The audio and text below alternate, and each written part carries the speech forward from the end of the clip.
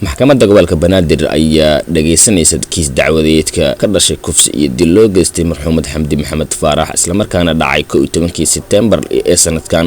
falkan ayaa ka dhacay degmada Waaberi ee gobolka Banaadir. ciidamada ammaanka Soomaaliya ayaa xirxiray shakhsiyaad lagu shakisnaa in ay ka dambeeyeen falkaas iyo wiil la sheegay in uu ballamiyay gabadha oo lagu qabtay magaalada Cadaado ee gobolka Galgaduud. ehelka marxuumad Xamdi ayaa soo jeediyay in ay cadaalad u baahan tahay inantooda. maalmihii la soo dhaafay waxaa lagu howlanaa sidii maxkamadda gobolka Banaadir loogu wareejin lahaa qaadista kiis dacwadeedkan 16 September ee sanadkii 2025 casho kadib markii la naf dhaafiyay marxuumad Xamdi Maxamed Faarax. waxaa magaalada Cadaado lagu qabtay Maxamed Ibraahim Cismaan oo 24 sano jir ah oo afkiisana ka qirtay in uu ballamiyay inanta sida ay sheegtay taliyaha ku-xigeenka booliiska Soomaaliya Sareeye Guuto Sakiye Xuseen Axmed.